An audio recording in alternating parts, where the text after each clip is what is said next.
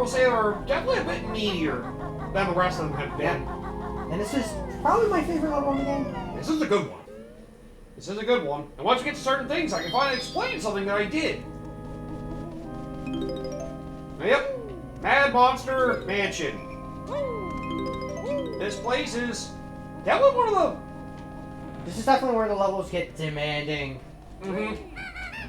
Now you have no more abilities to learn. These last 3 levels expect you to have all the abilities at this point. So, hopefully master all your platform mechanics, you're going to need to. You need to know how to explore levels, you're going to need to know how to utilize your moves, you know how to deal with tedious enemies like these. I think you can hit them physically. I think. At least I thought you could. Well, either way, it's basically just a game of... Remember how I try to do my best to try and explore these levels as best as I can as the Bear and Burr before I turn into whatever abomination Mumbo decides to turn me into? Yeah. Get used to doing that. Because these last couple levels are going to be demanding. Yep. Better know what you're doing. That's all I'll say. Kazooie. I remember, was he Sony, yep. Kazooie, who said something, we're certainly not interested in gimmicks. Seconds before they unveiled the Eye of Judgment game that uses their camera collectible cards.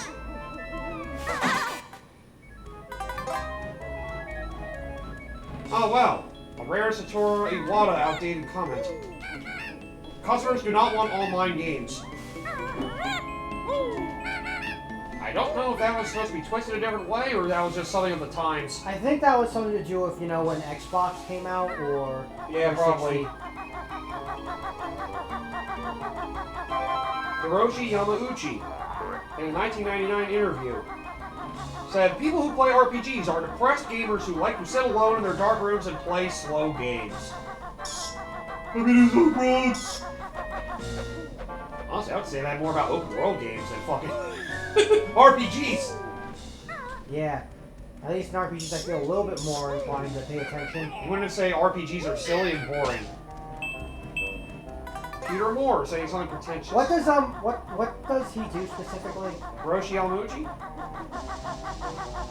Oh, it was a Nintendo exec. Oh. That was an old one. In 99. Well, then again, Nintendo was not big on RPGs back in the N64 era. There was probably something criticizing how many RPGs there were on the PlayStation 2 at the time, or PlayStation 1. Oh, right. You guys are rather dumb. Let's make sure they're unwelcome. I'll help you. Watch out for the grunty heads, of course. Yes, a similar puzzle we had before, just a different gimmick. I put B-A... N. You don't have the letters written anywhere. How am I supposed to know what to spell? What game are you playing? What does that have anything to do with this right now? Donkey Kong? God damn it. I hate you so much right now. I mean, Peter Moore. I feel like he's somebody who works with... He's either another Xbox guy or EA guy. I'm trying to remember. Yep, you can only get this by slamming the glass on these. He said something that may explain the Xbox 360 is a living entertainment experience powered by human energy that revolves around you and makes you at the center of your experience. And people were like, I get that. What? The fuck? I don't even know what the fuck he was supposed to try to say there. Which one was this? Somebody trying to comment on the, how good they thought the 360 was. That was a Microsoft executive. The last is puzzle solved. Oh, take this thing, I'm leaving this booty shed. Huh, this one's actually aged not as badly as this person likes to think it does. A former Nintendo chairman, Hiroshi Yamauchi, on... Oh, this guy again. This guy's got 2 quotes. You know, it's funny, I just bring back the Iwata quote for a second. I'm like, you know what? I actually kind of get Iwata, though. Yeah, I think it means, like, if it's, like, online-based. Yeah, we're getting out of a lot of the shitty state of gaming now. Yeah. There's your last old feather. But, yeah. Yes, I think some people might have misconstrued that, or that was something that might have been a little outdated. But, yeah. I think he was probably trying to say like things are dedicated to online. But yeah, this old-fashioned Nintendo guy is the second bad quote apparently, which this one doesn't seem as bad as his first one. I've been saying this for some time, but customers are not interested in grand games with higher quality graphics and sound and epic stories. Only people who do not know the video game business would advocate the release of next-generation machines when people are not interested in cutting-edge technologies. Okay, there's a bit of a fault there.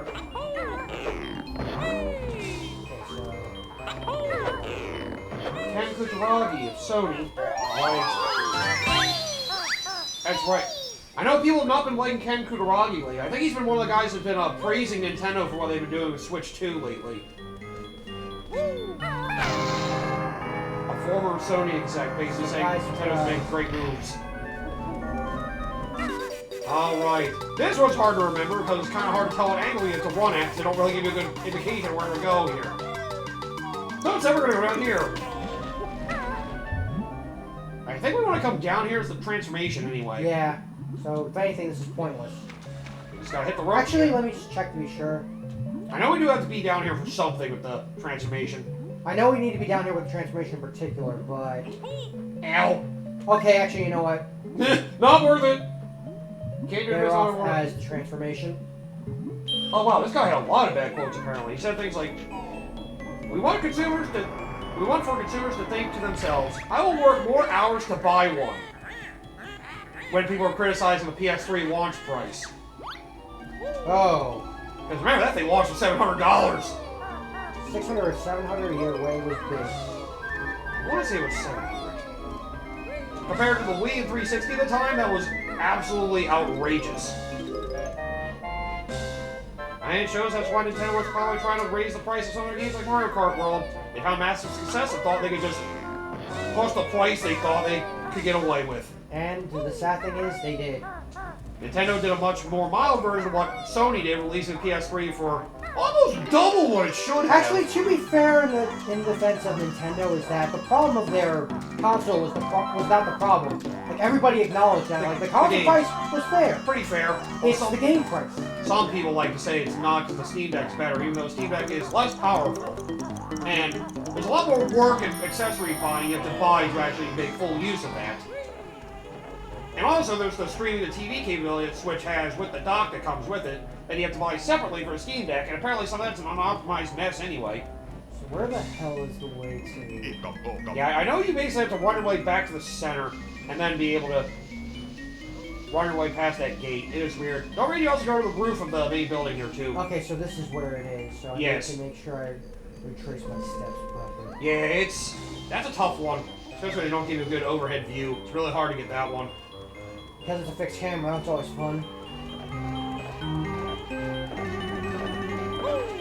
Well, I'm not worried. Good luck. The center of gravity. What the fuck? I don't know that quote was supposed to be about. Let's see, you also have the PS3 is not a game machine. We've never once called it a game machine. With the PS3, our intentions have been to create a machine with supercomputer calculation capabilities for home entertainment. A weird way to phrase that. Oh, I know I've heard of people having able to use PS3s for military things pretty well. I mean, their system was incredibly weird, to put it mildly. Yeah, it was the most powerful system, it's just it had such an odd way of working. It's like, it took the last 2 years of PS3 life cycle for Sony's own developers to finally figure out how to make the most of it. Yeah. Where third parties just could not figure out, or compared to the 360, it was just so weird. Got it. The 360 was much simpler in comparison. I was like, shut me out of the gate. No, Congratulations, you made. Oh, the door shut on you. What? You took too long. You took too long in celebrating, you idiots. Wow, he had a lot of quotes on PS3 in general. Jesus Christ. The PS3 will instill discipline in our children and adults alike. Everyone will know discipline. What the fuck was this dude on? What the hell? You communicate to a new cyber city. This will be an ideal home server. Did you see the movie The Matrix? Same interface, same concept. Starting from next year, you can jack into the Matrix. Oh, god damn it! These ghosts are annoying. And I have no fucking gold feathers. Damn it. I guess eggs can't kill them. Well, not like you can tell because they keep hovering above you. You just have to try to avoid them. And I do remember hating those ghosts in this level. Because everything in this level sucks because you need gold feathers to kill them. At least The skeletons, well, you can at least knock down the skeletons, which is usually good enough. But the ghosts, yeah. Alright, thankfully this thing is easy. Yeah, I think you have to get up to that book. When you talon trot up the side. Talon trot's on ass. Yep, it gets up ledges, not just for speed. Mont's hand. Wow, it's order to the ease, but can you follow him on the keys? Just basically pound it after he does. This one's one of the easiest jiggies in this level. Just make sure you follow along. Like, if you screw this one up, you're either somehow positioning yourself poorly, or... Okay, immediately goes or goes. It's the black keys there. Yeah, that can be a little awkward, but just notice which one glows. As long as you're not behind, it's not a problem. You can find a PS3 anywhere in North America that's been on store shelves for more than 5 minutes. I'll give you $1,200 for it. Not bad. On PS3. Watch me now. Copy this tune and be amazed, LP. Amazed LB, yep. People weren't buying PS3s after one, so he was basically saying, I'll give you $1,200 to buy PS3s. They're everywhere. He's a little faster, but it's still basically the same idea. Like, this one's easy. It's just tedious. I would like my car to fly and make me breakfast, but that's an unrealistic expectation on its backward compatibility issues. Jeez, a lot of these comments definitely would have looked at badly in today's gaming age. Yeah, because... Here, stop killing games so I can have a word with you. Oh, this one actually aged well. Microsoft shoots for the moon. Sony shoots for the sun. Still sounds like a big move, and yet somehow they're not wrong. How the hell did you do that?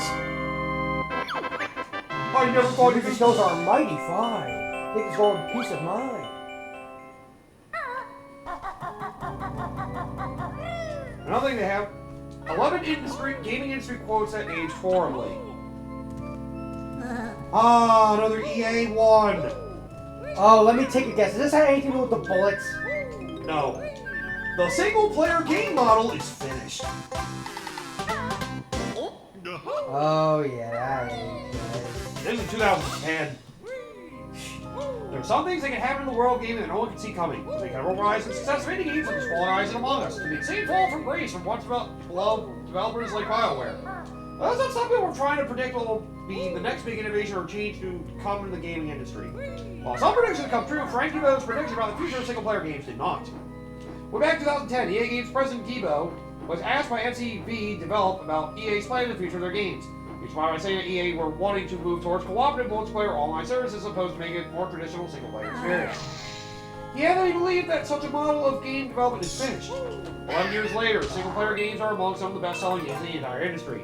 What also makes it quote age badly is that as a result of horrendous failure of Anthem, an online multiplayer, EA are now reconsidering their entire approach to the games as a service model. Oh yeah, also recent gaming news! Anthem's shutting down! Yep.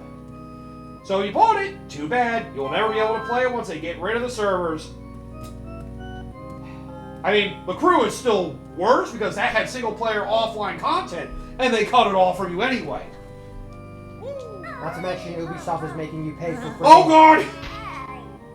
Whew! Yeah, oh I know. That is pretty bad. Come here, me, you piece of Like shit. Jesus. Oh, there we go. Don Matrick. Here we go. Number That's the 10. one I was waiting Number for. 10 on their list. All our game studios should use the Kinect. While Sony primarily promoted the PlayStation 4 as a gaming console, Microsoft wanted to sell the Xbox One as an all-in-one entertainment device. He even highlighted how the Kinect was now an integral part of their plans for game development. This did not resonate with gamers as they would have hoped, and forced them to defend the inclusion of Kinect and other Xbox One features. As a result, many high-ranking officials of Microsoft came to Burn were doing multiple interviews to try and win back concerned fans, including Phil Spencer. In an interview with Venture Media by the Xbox One, Spencer would not only reiterate that all their studios should use the Kinect, but also stated that it was critical that Microsoft made the Kinect show up across core games, television, communication, web browsing functions. Oh, okay, that was Phil Spencer. I guess that's right, Don Matrick wasn't around long after Xbox One got unveiled. Yeah, right. because after Xbox One got unveiled, everybody went to town on it because it's basically just...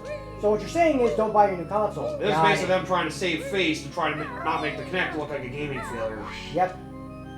There are 3 reasons why this quote aged so badly. First, not reassure fans only made the situation worse. Secondly, few developers at Microsoft made use of the Kinect. And thirdly, the Kinect was discontinued for all Microsoft hardware less than a month after Spencer was promoted to the Executive Vice President of Gaming at Microsoft. Well, there's the hidden jiggy for the... Also... So that was up here. There's still notes here on top of the pews down there. Oh boy, everything just works at number 9. Oh god, fucking... Bethesda. Yep. If Saint Seiya Fallout is one of Bethesda's flagship franchises, one of the most iconic franchises of all games. Both Fallout 3 and 4 went on to sell over 12 million units each. While others found vagaries of the franchise like Fallout Shelter, Fallout New Vegas, and also enjoyed great financial and critical success. So when Todd Howard came out at E3 2018 to unveil Fallout 76, fans were naturally excited. Fallout 76. That explains a lot. Fans were naturally excited for a new Fallout game, which he claimed would be larger, more detailed world than any of their previous games. He went so far as to say that everything just works when describing all the new features that were added to the game. How the hell do I get down from here? This, of course, would not be the case. Oh, yeah, this... Oh, jeez. Falling on top of the organ, maybe? Even that's a bit of a tough move to go for. Oh, God! I guess I'm just gonna have to fall and die. Camera? Oh, that would have been it, though. That would have been it. Almost worked. He said everything they were adding to the game would have worked. This, of course, would not be the case. The game was infested with bugs. The game just fails. The game doesn't work. It's mostly because of, you know, after the fact it looked really bad. Because the game was infested with bugs and glitches. There's only Fallout 76 getting slayed by fans and critics. But the game would also be the subject of a number of controversies. A data breach of customers' personal details, no canvas duffel bags, no special edition of Nougat Dark rum bottles being made out of plastic. plastic. I also know that, wasn't there like some weird thing about not only the duffel bags, but the helmets also being laced with poison or some shit? Yes, I do remember that too. The Nougat Dark rum bottles being made out of plastic, all added to the other dumpster fire that would be remembered as Fallout 76. Some would say it's recovered a bit now, but... The damage is done. Yeah, the honestly, damage is done. I know this is a weird contentious point because it's like, well, every single game deserves a chance to actually be released at its best, but it's like... Very few have managed to come back and do it right. Yeah, and not only that, but it's like, you're a AAA company especially. Only No Man's Sky and debatably Cyberpunk 2077 have managed to do that. Final Fantasy 14 also. Final Fantasy 14, yeah. Also, Final Fantasy 14 also has that one maybe had more like a hard reboot rather than like... Still, though, it came back from the brink. That's the entire point. That's true. No Man's Sky I would see is the closest thing to being like that, basically. Coming back from what seemed like utter failure. Yeah. And now it evolved, they developed the game fully to get it to be what people want it to be. Now people like it for what they were promised it was going to be. And they didn't charge people to upgrade it. That's another thing to mention. They did it for free. They at least wanted to deliver what they promised they would. Which is an unfortunate thing that a lot of AAA devs do not understand. Oh, yeah, you gotta shoot eggs into those little baskets. Shoot them. Ooh, speaking of Cyberpunk 2077, number 8 quote they have on here. Damn it. Coming when it's ready. Oh, God! There we go. Fuck you too. I said thug, not fuck! Fuck you too. God! Let them fuck. Don't fuck. Alright then, whatever. Oh, I'm trying to... Is there something to get in there still? I'll say there's another top entrance there. Oh! I guess you have to talon trot and jump your way up there. Yep. At least jump onto that platform. Jump here. Yep. Here. Then there should be one open hole. Yep. In here. You come in here, you get up top. Oh, yes, that's it. Okay. I was saying, I thought you had to smash one of the clock faces. I might be thinking the windows of the main building. Oh, God. Oh, wait, never mind. Perfect. See, number 8 quote they have on here. Coming when it's ready. The official teaser trailer for Cyberpunk 2077 back in January 2013 was enough to capture gamers' curiosity. Behind this vein. There we go. But when it looked like it was about to reveal a release date, the trailer ends by saying it's coming when it's ready. Everyone interpreted this as a statement of intent by CD Projekt Red that they were not ready. They were not going to rush development Cyberpunk 2077. After the success of The Witcher 3, fans were confident they would be able to deliver another incredible game. Unfortunately, the final product was not what everyone was hoping for. Despite multiple delays, the game launched in such a buggy, broken state that many players demanded a refund, and was even removed from the PlayStation Store as a result. Yep. What made it ran terribly on all previous consoles. Yep. What made things even worse was when it was revealed that the upper management of CD Projekt Red knew the game was not ready for release and gave it the green light anyway. CD Projekt Red are still working hard to fix the game and win back gamers. This article's in 2021, by the way. Yep. But you can't help but wonder what would have happened if they had taken their own advice and released the game when it was ready. So it's upper management basically told them that they got to release it. Yeah, the story is basically upper management screwing them over, essentially. So, I mean, it is good that it's in a better state, to be fair, and it's not that the devs didn't care, so... And they didn't release it. They didn't make you have to pay for an updated version, release the game the way it's supposed to be. It's sad that at some point I have to bring up, because I feel like that's something that not a lot of developers actually do. Sadly, Atlas being one of them. Maybe that's something they'll hopefully improve on. Knowing Atlas, probably. Well, Persona 3 Reload, they gave the DLC story as a DLC pack, and didn't make you have to buy a whole new version to get it. Shin Megami Tensei 5 still did that, so that's still annoying. Ah, that's what I was thinking of. Yep. Also, oh yeah, watch out for the creatures that pop through those. All the paintings, pretty much, yep. Get the golden feathers, don't forget. Since you don't have a lot of those anyway. Then we get those on your way out. Yeah, we're running out of a lot of these. Yep, there's nothing else to note in this so many room. of these stupid enemies in here. It's specifically the ghosts. The ghosts are the worst part of this level. Yeah. And I think this is just a refill room, though, because I don't think there's anything else in here. Number 7 quote that aged horribly. You don't have to buy it. Was this who? Looks like it's Battlefield involved. A large majority of the Battlefield community reacted negatively to the Battlefield 5 reveal trailer. It featured a mixture of cinematic visuals and gameplay, but also focused on a female soldier with a prosthetic arm. This led to a slew of people complaining about the execution of the trailer and raised concerns about the historical accuracy of the game. When asked about the concerns in an interview with Kamasutra, Sorrowland responded by saying that if fans do not like the creative decisions that went into the game, they did not have to buy it. The game would then sell less copies than was expected, and was blasted by the community for its poor handling of player feedback and live services. In Sorrowland's comments, that would be remembered as the main reason why the game did not perform well. We already know the game development is hard enough as it is, especially when making one of the size and scale of Battlefield 5. When individuals like Sorrowland make statements like that, it can throw a spanner into an entire game's marketing strategy and tarnish all the hard work of its developers. Yeah, it doesn't help when your developers fucking stick their feet in their mouths and fucking ruin the product for people that would have wanted to buy it. Then less people bought it because of their arrogance.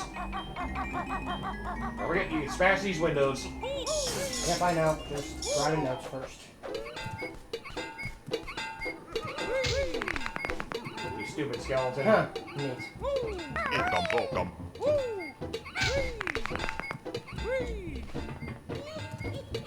Okay. God damn this place, that stupid frickin'...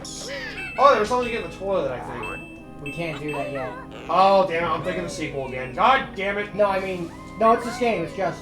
Yeah, you're right. I was thinking you could, like, pound in it to get something. That's the sequel. I should not be in here yet, because...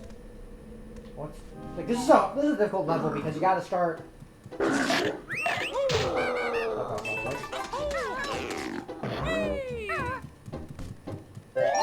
course. Hi, Jinjo, you filthy little thing. Yeah, you gotta find a lot of rooms in here, too, to freaking get a lot of these items. It's all kind of scattered all over the place. Oh, that one doesn't have anything in it. I wasted another gold feather for it, God. Well, at least you got one back, that's good. Yeah, that's one of the only cases I can think of where a freaking... Well, I guess not one of the only cases where freaking... Okay, let me back up for a moment and see what the totals look like. Okay. One for Jinjo's and then 5 more. Okay. I know where... 1, 2... 3 might be. Oh, there's Green Jinjo right there. Hello there, you filthy little guy. You get me out of here, it's creepy. Thank you.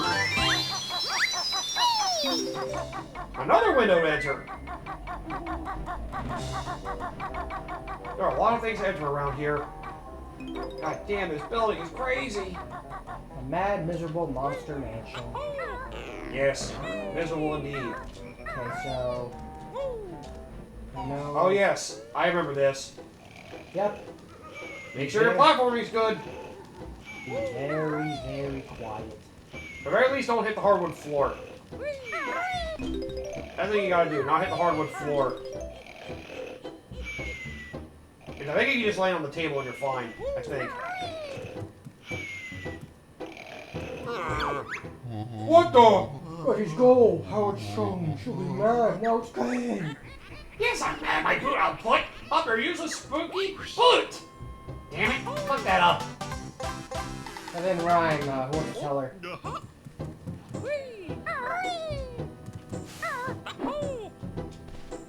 Always judge you, I don't give a fuck. I'll be laughing when you become a cock. The fuck? I'll cock you, bitch. Ugh. I don't give a fuck. When I'm through with you, you'll be under a rock. You'll be stuck. Yup. You're not wrong. Yeah, finally, the puzzle was you land on the hardwood floor, basically. Yeah, he takes the treasure and basically won't let you grab it.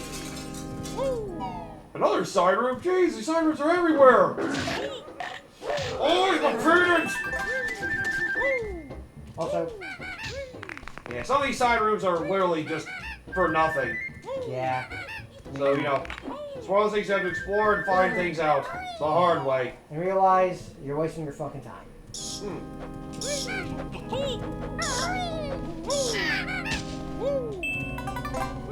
And it's realized the cheats I entered I don't think worked out. Because I think we're supposed to find one of those things already. God damn it. Oh well. I'll have to make sure I do it right next time. 1, 2, and 3 maybe? Jeez, are left. Got like 5 left. And one of them is Ginger, so I'm missing 1. I don't know what the 1 is. Yeah. There's still another window of pie to break too. God damn, why are there so many empty useless rooms? There just are useless empty rooms. That's all it is. Yes, in here. I think there's another one higher up too. I want to say there might be notes underneath that one. Oh! Well, I need to be a pumpkin. Oh, yeah, we need to transform. Right. We don't need to break the windows. We're probably going to break all the windows open now. Yeah, we need the windows broken so that we can actually access them. Stupid bats! Bats are annoying. I hate it. Oh, number 6 gaming quote we have. Ooh, Microsoft again. We are over-delivering on value. That is the sickest joke of This was Don Matrick. Don Matrick was the one who unveiled the Xbox One in the world at E3. It was also the main person journalists and gamers wanted to hear from when addressing concerns over the console. 2 such concerns were the fact that the console would always be connected to the internet and that every console came with a Kinect. Gamers were worried that this could lead to an invasion of privacy and people spying on them through the Kinect. They were also not too keen to spend €100 more on Xbox One than on PlayStation 4. Oh yeah, it did launch for more in Europe at the time. Yep. That's right, PlayStation 4 is surprisingly cheap. Now Sony learned their lesson with PlayStation 3. And this is now Microsoft doing the exact thing that Sony caused them to slip up in the beginning. Yep. Yep. In an interview with Bloomberg TV, Matrick tried to address these concerns by saying they were over-delivering value against other choices. He believed they were delivering thousands of dollars of value to customers and that they would be able to see that value once they go to the console. His quote from Matrick would age poorly thanks to the fact that PS4 would outsell the Xbox One and would be widely criticized for having a lack of console exclusives. Matrick would also end up leaving Microsoft to become CEO of Zynga 2 months after these statements. How did Zynga turn out? I mean, you know, they're a mobile developer. They fucking do. They do mobile gaming shit. Zynga is one of the bigger ones. I wanted to say they're the ones behind Words of Friends and those kinds of games. Man, there's a lot of Xbox ones that aged badly on here. Number 5. Oh, wait. Hang on. Let's see. Number 5. Are you a developer? Lawrence Cribb, also known by his Xbox Live gamer tag as Major Nelson, is the director of the program at Xbox Live and was a vital part of the development of both the Xbox 360 and Xbox One.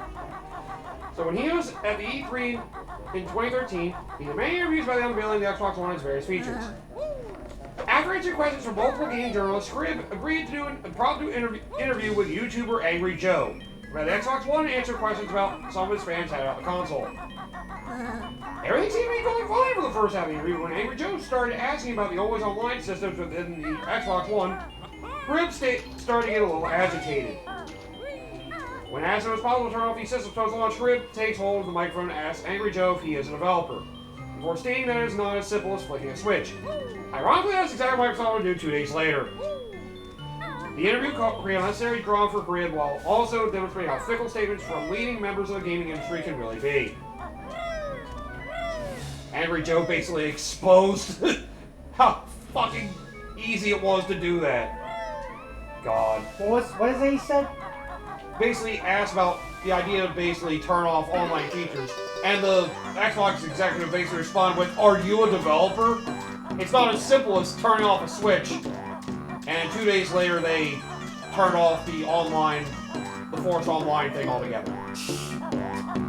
So yeah. There's a Sony one, a guy I was expecting to see.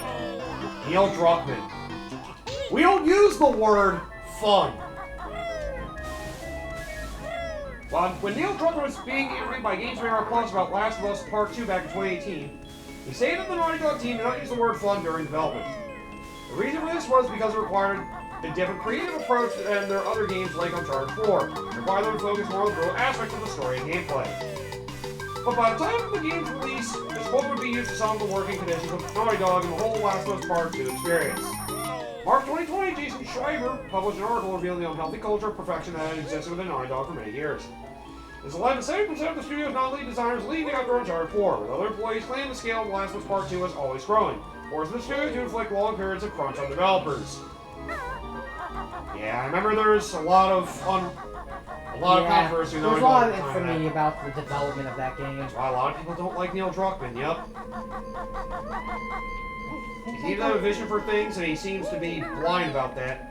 You know the old thing of, we need to let creators do their thing, but we also, that twisted extreme of, the creators that's obsessed over their own twisted level of perfection. Mm-hmm. Yeah. There are certainly plenty of developers like that. Druckmann is probably one of them. Kojima is probably one of them too, honestly. Kojima probably fits that. Kojima is probably the one that fits it the most. There certainly are others. There could be plenty of others. Those that are fucking directors of games. He played, Hi-Fi Rush, so you might be familiar with that one guy. Oh, yeah. Shinji Mikami? No, Zanzo. Oh. I was talking about just the antagonist, Oh, yeah. Mikami is, I think Mikami's one of the best. Oh, yeah, he makes you think he knows what's right to run the company, that's right, yeah. No, he's more of the, no, he's the, the developer guy, so he basically just runs the budget into the fucking ground. Oh, yeah. Oh, right, that guy, yeah, okay. Sorry, I was thinking the main guy for some reason. You mean Kale? Yeah.